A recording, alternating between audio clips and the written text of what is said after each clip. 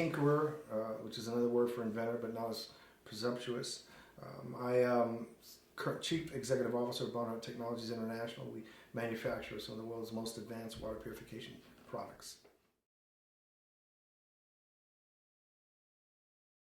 I grew up in Columbus, Ohio, right? So I'm a Buckeye. I'm sure there's a lot of haters out there that don't really care about the Buckeyes. It's like Notre Dame.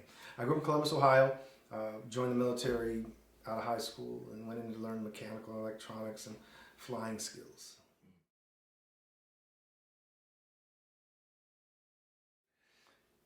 Yes and no. So the only entrepreneur I knew in my life was really my father. My father retired from the U.S. Army, and he was in 2 wars, Korea and Vietnam. He came home and started 3 businesses. 3 businesses, and worked very, very hard at it.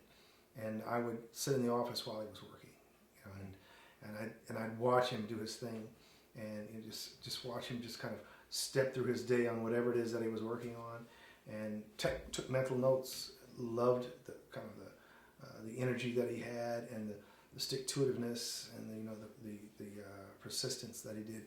He tried to be the best in each of his businesses, even though they were diametrically different from each other. So I didn't come from a family of entrepreneurs. My father, and it was a blessing, happened to be an entrepreneur, and he felt that you have to really try to live life, and he did that in his work and how he played. When I say played, he had avocations such as he was a pilot, and he took the family out. We did lots of things all the time. So I had a very rich youth, a very rich upbringing, and what I would consider a great nuclear family, a great mother and a great father. No, I didn't go straight to being an entrepreneur. Coming out of the military, my initial focus was to work with my family on a business that my father was starting, which was actually he had planned on starting a small commercial flying service. I was a pilot at the time, and I thought it was a great idea. That didn't work out, so I ended up working with him on other jobs. So I was definitely an employee when I came out of the military. I understood that. Understanding the reason I went into the military is because I felt I didn't have the discipline to really be an adult, right? Mm-hmm. So when you're coming out of high school, you have like 2 choices. They're bifurcated. You could either go to college or you can go to the military. I could have gone to college. I chose the military because I felt I wasn't mature enough to step out into life. And so I joined the military to get that discipline. And then when I came out, I started working with my father, on his businesses so that I could learn more about what it would take to succeed in life, because he was my hero, really. My father, he took care of a family of 6 kids.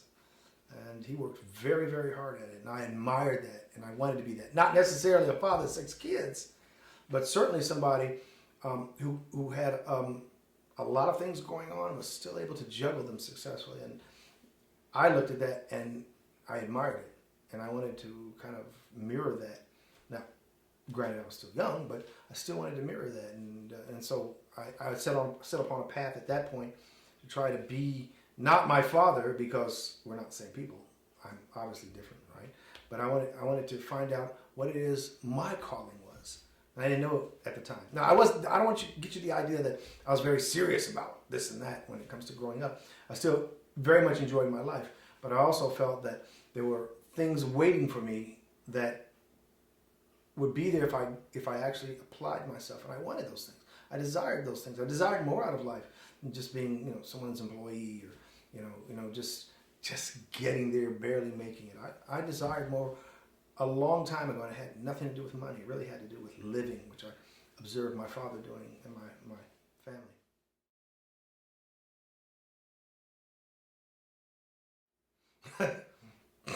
Sorry.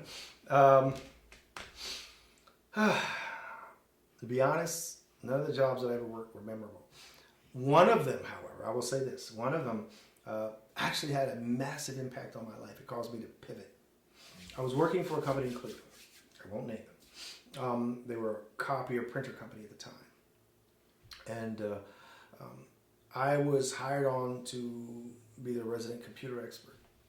And I had a friend there, and we got relatively close friendship-wise. And one day he told me, he says, I'm going to ask for a raise, because he had been there like 5 years. I'd been there like 6 months. So the day that he was going to go ask for the raise, he says, I'm going to be asking for it today. It was a Thursday, I remember that much.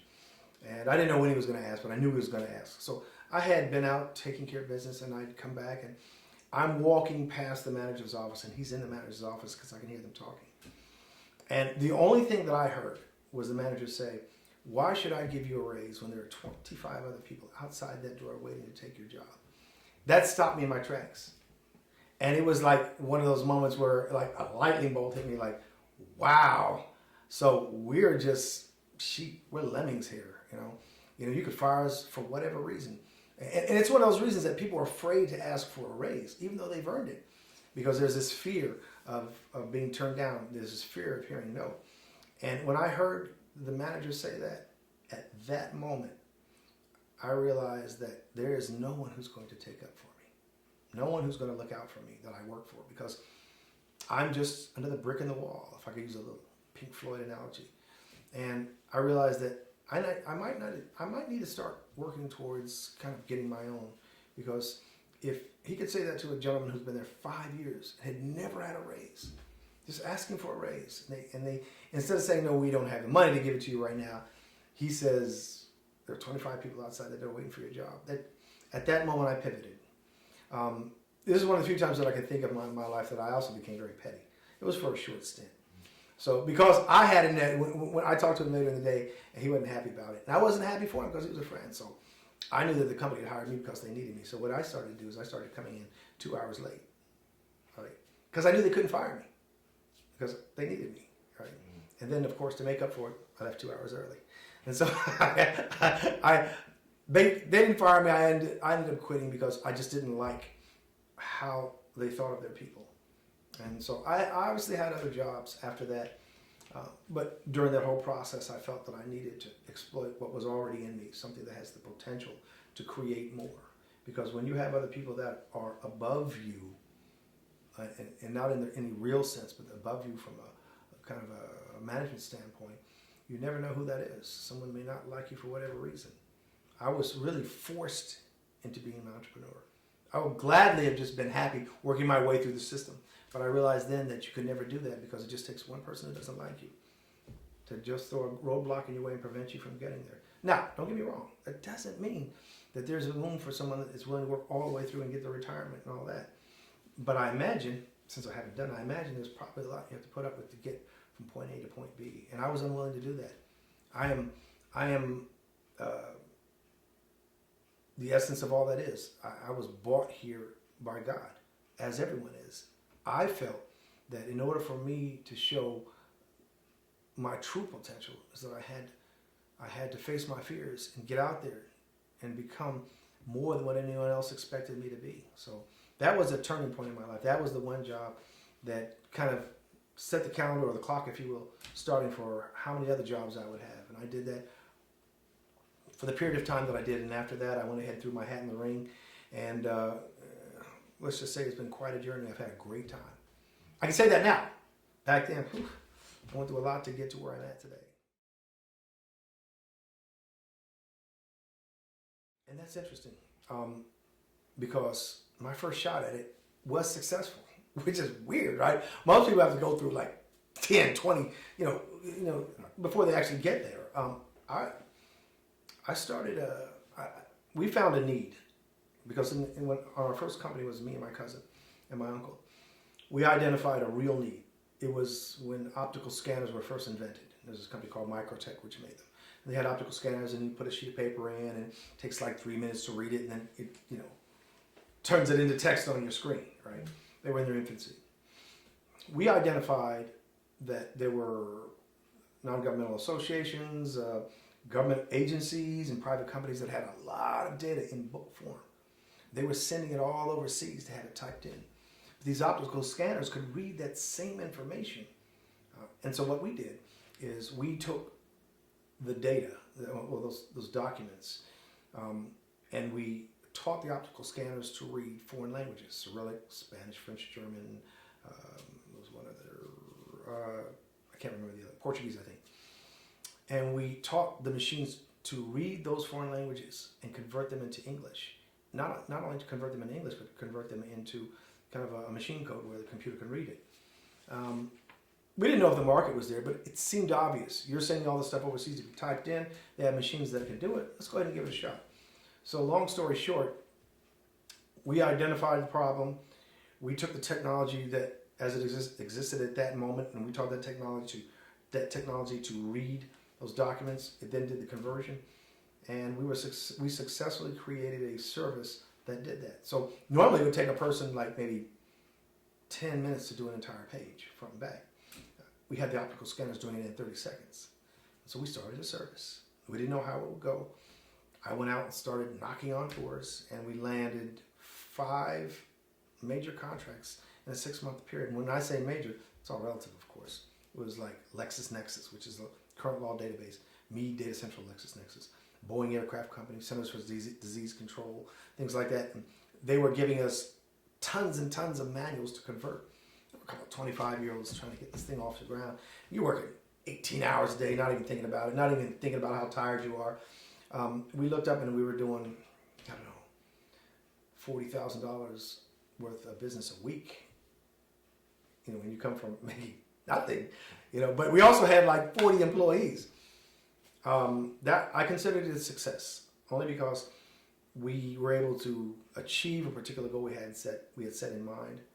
It wasn't predicated on how much money we made. We wanted to solve a problem, and we wanted to create a service around it, and we did it, and it worked. So for me, that's kind of my bar for success.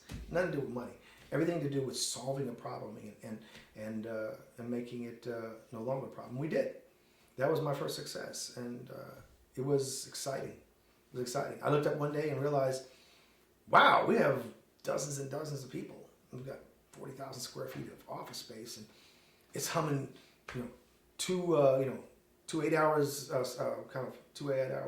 sessions a day.